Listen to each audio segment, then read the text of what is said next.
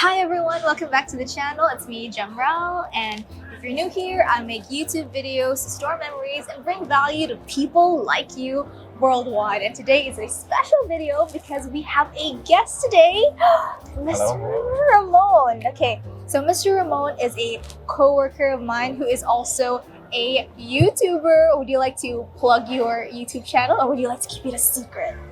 Oh, I can plug it. Okay. Sure. Okay, so hi, my name is Ramon, and I go by Ramni in my YouTube channel where I teach young people or any aspiring artists how to draw their favorite characters from TV, from movies, books, comic books, video games, etc., etc. So it's a art channel called Draw It To on TV or on YouTube. Mr. Ramon here is another Filipino that is here in Thailand, but Mr. Ramon's story is different. It's interesting because it's not, your typical Filipino like me who grew up in the Philippines and came to Thailand for work. Mr. Ramon's story is entirely different and we will tackle that today. Are you ready, Mr. Ramon? Let's do it. Let's do it. Okay, so just to give a brief background, Mr. Ramon, could you tell me, what are you doing here in Thailand? What am I doing here? I moved out here in Thailand in 2008, and I guess ever since I graduated from university, I came out here to become a teacher, and I've been a teacher out here pretty much since then. So about 15 years already of teaching out here in Thailand. So you were here in Thailand, okay, you're Filipino, but I know that before that you were in another country. So you were in Canada, is that correct? Mm-hmm. So for you, Mr. Ramon, what was it like, being in the Philippines, growing up there your whole life in the Philippines, and then kind of like being uprooted from that and then moving to Canada, an entirely different culture? What was that like for you? Okay, so I guess in the Philippines, you could say that we were middle class because my dad was working at like a law firm. My mom was she worked at the university, so we were living like a middle class Filipino life, meaning like we had a yaya, we had someone to take care of our house like that. And then from that lifestyle, going to a private school too, from that lifestyle, being plucked from that, going to Canada in the middle of winter, like this was February, so like 3 days from now. Yeah, 2 days from now.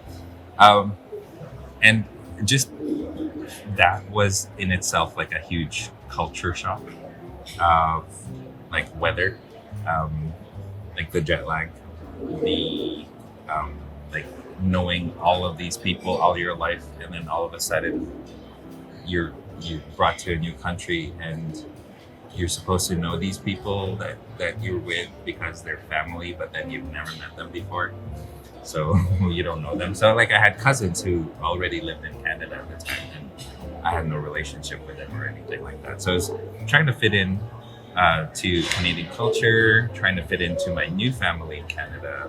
All of that was like, I'd say it was pretty tough for a 9-year-old. Mm-hmm. It got pretty tough. I see. And I think, I actually resented my parents' decision for the longest time because I had a lot of best friends when I was living in the Philippines. Yeah. And then when you like, when they tell you, oh, you can't see them anymore, like I was angry. And also Canada was so cold. Like it was fun and exciting for a week. And then after that, it's like, I can't stand this cold. Like my knees hurt. Why do my knees hurt?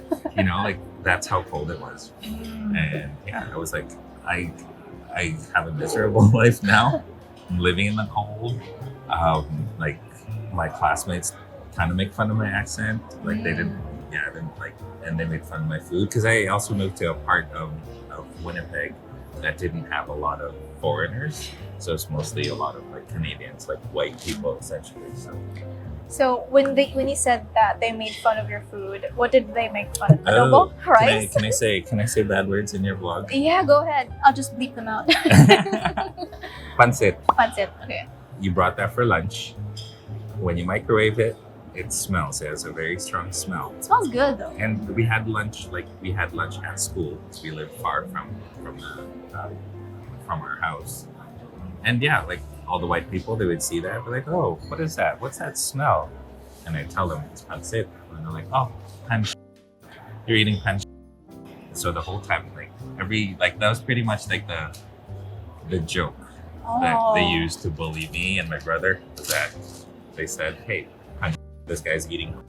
So That's I so said it way too many mean. times. I'm sorry. It's okay. Yeah, that's the thing. That's the reality of living in Canada. A lot of people think living or moving to Canada is like you live a better life, but then you're dealt with different problems. And a lot of that is like racism, because like in the Philippines, most people are like homogeneous. Like, that's the word, I think, right? Yeah, most people, everyone's the same. Yeah, everyone's Filipino. Right? You're dark skinned, light skinned, whatever. Chinese. Filipino. Chinese in your blood, or Spanish in your blood, whatever. But in Canada, it's like you're black, you're white, you're Asian. It's like you're Latino. There's a big divide. There's a big divide. And so racism is one of the things that I learned to deal with and that I experienced. See, so wow. I can't imagine you're 9 years old and having to deal with all of that. It's such a major struggle. So aside from the racism, the pandit, what other major struggles did you have to deal with as a Filipino in Canada? Let's see. So fortunately, I live in Winnipeg, which had a blooming Filipino population. And I think to this day, I think we have about 50 to 80,000 Filipinos in Winnipeg, which is a city of almost 1 million. So we're growing, like the Filipino population in Winnipeg is still growing. So there's that support, and there's enough Filipinos that warranted importing Filipino food and stuff like that, even back then. So it was nice to have that. There's still a little bit of home that you can see in everyday, day to day. Mind you, it's one aisle in the supermarket is the Asian aisle, and there's a section for Filipinos where you see pure foods, canned food, you'll see it, corned beef. How much is it there? I'd say corned beef. Corned beef this big is about $3-4 Canadian. $4. That's 200 pesos back plus. Back then it was a lot cheaper. But nowadays, a big can is about 200 pesos. Yeah, it's a big can in the Philippines. From where I'm from, Davao City, I think around not even 100, or if not, then just a little bit over 100. So it's times 2 abroad. Yeah. Well, it makes sense because shipping and all that. So okay, now that we've talked about the struggles and how expensive corned beef is in Canada, let's talk about the good side of living in Canada. What do you like about living in Canada, Mr. Ramon? I think Canada offers a diversity that you don't see anywhere else, not even in the States. Like I said, my wife is American. We did live in the States for a couple of years actually. So there's this diversity and acceptance of diversity in Canada that I really have not experienced elsewhere. So that's one thing that's really good. Another one is exposure to so many different cultures. So in Winnipeg, we have a festival every summer called Folklorama, where you get to experience each cultural group sort of creates their own show and creates basically a pavilion, they call it, of food, dancing, activities, things like that. And you have this little passport, and you drive to every single place and be okay, I'm gonna go to Ukraine this time, experience the Ukrainian pavilion, go to the Russian pavilion, go to Spanish pavilion. That's how, just being able to experience all different parts of the world all in one city. Just outside walking distance from my parents' house when I used to live there was a Jamaican restaurant. So I've never had a Jamaican restaurant before. Not far from there, it's an African restaurant. It's so diverse, and we feel really blessed to be living in that. And the thing is, Winnipeg is a city of less than 1 million too. So it's a small city. So you can get anywhere, like from one end of the city to the other, 20 minutes. But within that span, like there's so much diversity that it's like you don't realize it until you leave it. That you're like, wow, I grew up like this. This is Yeah, it's a good this is experience. unique. Yeah. So it's pretty cool. Oh, that's amazing. Because when I came here, it was a different experience, and when I went back to the Philippines for university, there was this sense of, not to be mean, but there was this sense of close-mindedness in some of the Filipinos. Maybe it's because they haven't experienced life outside the country, but if you're Filipino and you've been outside, and not just Filipino, like any nationality, when you go out, you travel and you meet people and meet different people, kind of like you're kind of more open to, what's around. Like the Philippines is not the only country in the world. Like there's a bigger world out there. Kind of that mindset shift. Well, that's definitely a thing, and it's not just for Filipinos, but I think it's just in general that's how it is, where people who are all too familiar with one thing become so used to that one thing that any change or anything different is sort of derided upon, or like it's like a negative reaction to it. So yeah, but traveling, that's what it does to you, really. So what shocked you when you first came to Thailand? Oh, what shocked me? Yeah. When I moved to Bangkok, it was in a place that did not have a lot of foreigners. So it's on the other side of the Chao Phraya River, if you guys aren't familiar. And there's no reason for tourists to go to that side of Chao Phraya because there's nothing there for tourists, really.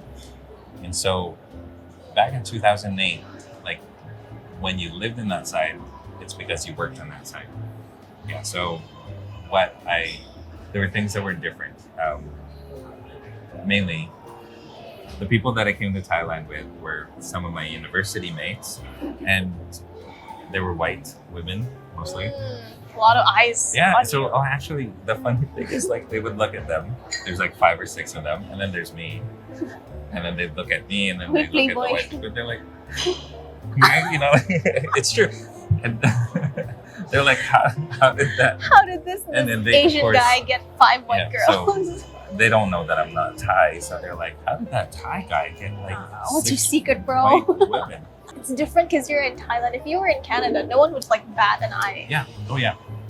For sure. Like out here, and it didn't happen to me as much as others, because if I just kept my mouth shut, people would ignore me and just assume that it was Thai.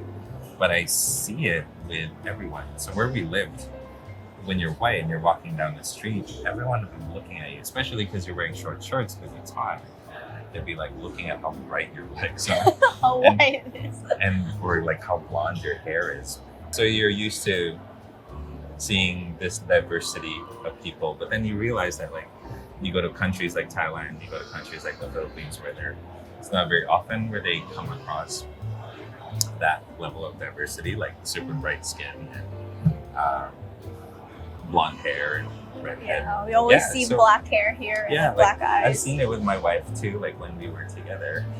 Or like there would be kids, like early years kids or like primary kids that would like brush their hand on my wife's arm because it was so foreign. Because it Really? was white, yeah. And they're like, oh, little hairs too. Like they find it so endearing to have like little white hairs, little hairs. Okay. Oh. Yeah, whereas like in North America, if you have body hair, you try to remove it. But like out here in Thailand, they think it's the cutest thing to have hair. Okay. Have you Interesting. experienced that? No. Really? No. I think it's weird. People come up to you and brush your arm hair. Maybe because they're kids. Yeah, Maybe because they're yeah, kids. yeah. It definitely happened to not just my wife, but like a whole bunch of other people that I've met where they're just like, Okay, because I've not in Thailand, but in Japan, I heard that there was this like black teacher who taught in Japan. So like these Japanese kids who've never seen black people Yeah. before, they walked up to the teacher and they licked his arm. It's like, licked his arms. not chocolate? I heard that. No, not chocolate. So yeah, they would like feel like. I also have a black friend who's out here in Thailand, and they said that they would like feel his afro. Oh. They're like, wow, that's so So different, crazy, right? so different. So yeah, it's not like the Thais don't do that to be racist. They just are They're just genuinely curious. curious. Especially But I kids. guess you could take offense to it. I guess you know, if you're not familiar with someone being in your face and in your personal area, yeah, of course you can easily take offense to it. But it's innocence. It really is. Yeah, especially with kids. So how did, being a Filipino from Canada affect your perspective when you coming here from Thailand?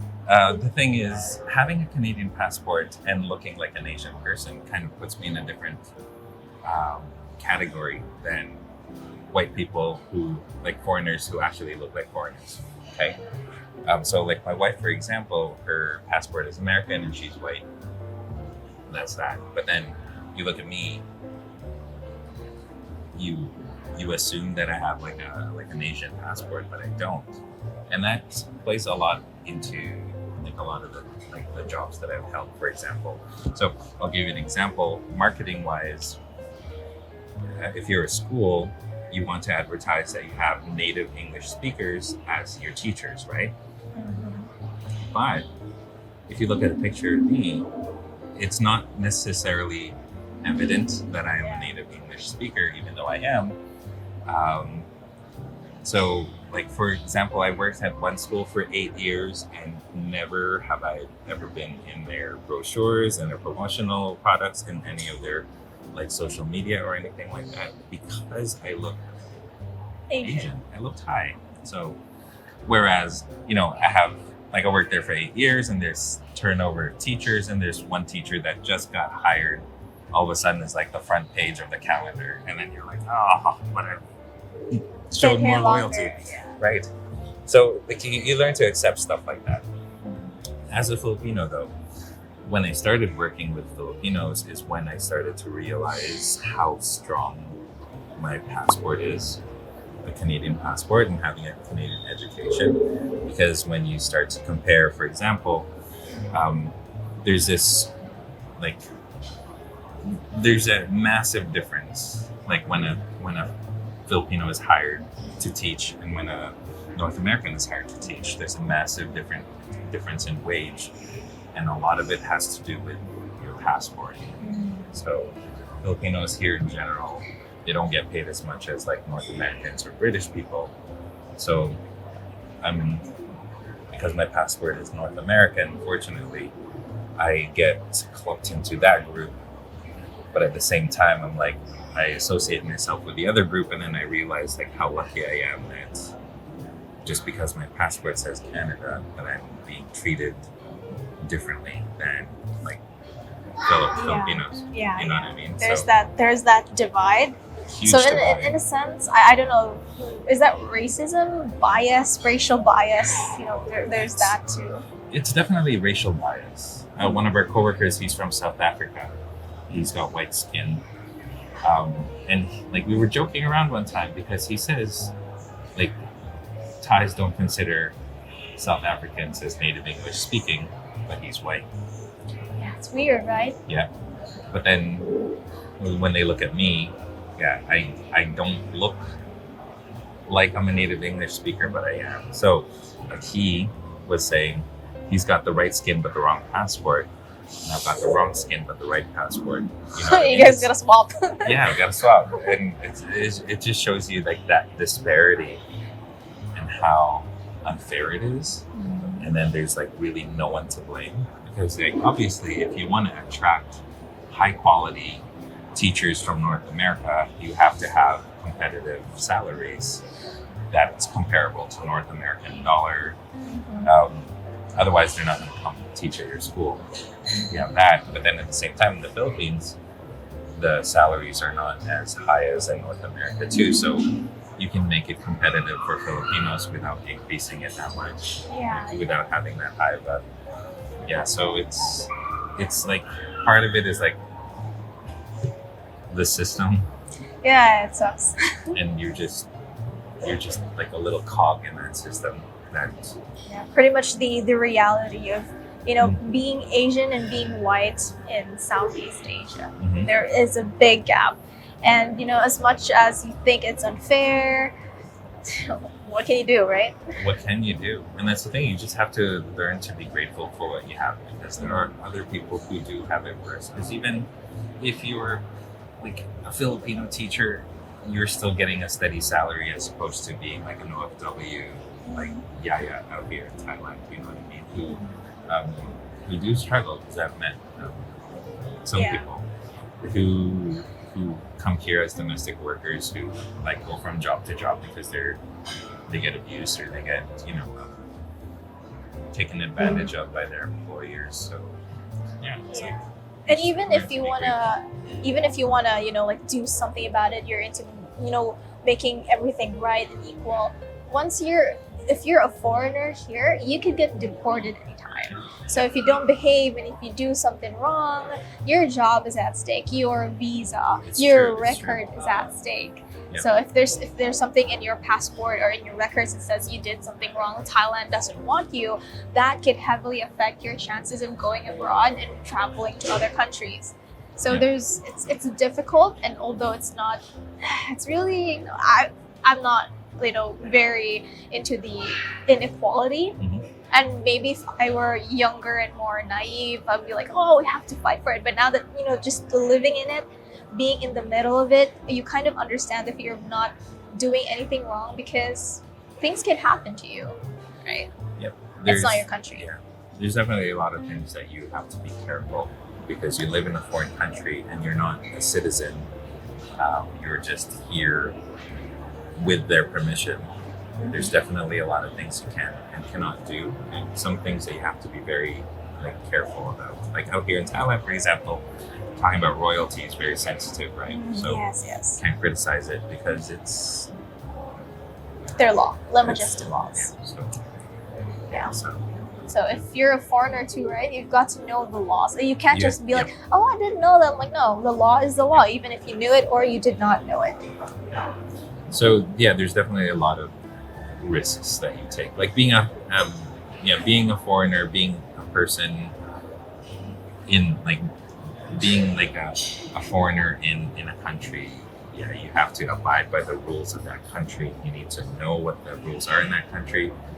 Otherwise, there'd be more massive repercussions than you think. Getting deported, and getting deported means loss of living, loss of lifestyle, loss of basically it's not just you get to move back, but it's everything that you built at this point. For me, for example, I've been here for a long time. If I were to get deported, it's a huge loss. It is. It's loss of home. It really is. So Wow. What advice would you give to people who are planning to come to Thailand, for both Canadians and Filipinos specifically? Okay. It's a lot easier now than before to immigrate, because when I immigrated to Thailand, the internet wasn't as everywhere as it is now. So you have that. So honestly, jot down the things that you want to do. If you want to come to Thailand, write down the things that you want to do out here in Thailand, and then if you want to make a trip out of it, then that's how you start planning your trip. And there's apps now. Never used to be apps. There never used to be smartphones when I came out here.